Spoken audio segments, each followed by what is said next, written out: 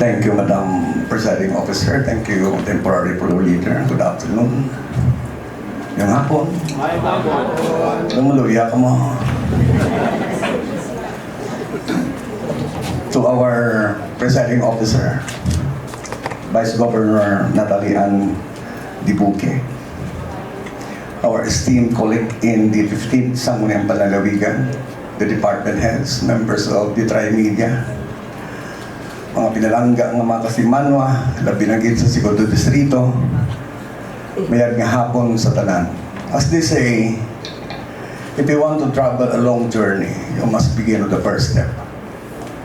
Kung gusto kita manglakaton sa may pinakalawig ng mga lalakton, sugod kita sa una nga lakang.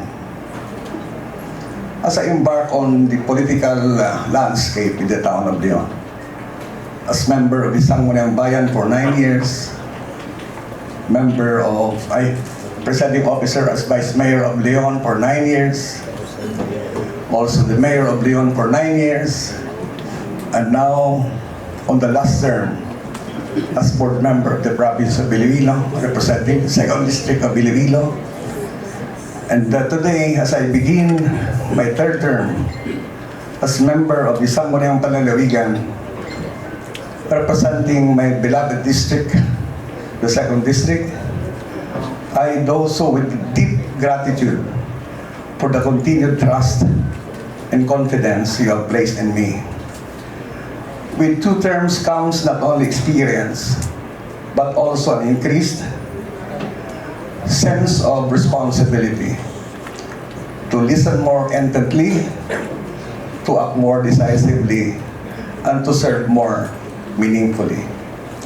Over the past years, I have had the honor to chair 2 key committees, the Committee on Agriculture and the Committee on Cooperatives and other non-governmental organizations. And in those roles, I did not work alone. I had collaborated with our farmers, peacer folks, community leaders, to transform the plans into actions. And together, we have passed ordinances and resolutions on agricultural practices, especially by implementing sustained and science-based efforts to control and prevent ESF and avian influenza in the province of Iloilo, and protecting not just our livestock and poultry industries, but the livelihood of thousands of families. And by advancing the rehabilitation and promotion of the coconut industry, bringing hope to communities that have long depended on this resilient crop. Strengthening farmers and peasant folks through programs grounded in local empowerment and sustainable practices, and providing farmers with tools to gain a wider access to the market, such as Iloilo Provincial Agri-Fishery Information System, Farmers and Peacer Folk Agri-Fishery Resources System, or the PAIS farms, and officially accrediting over 100 civil society and non-government organizations in the province of Iloilo, and establishing Iloilo as a national model for participatory governance and inclusive development. This accomplishment represents real people, genuine progress, and meaningful change. While we take pride in our achievement, we must also look forward with purpose. We're entering a term with more challenges and will become greater. Climate threats, rising production costs, land conversion pressures, and the evolving role of cooperatives in the digital economy.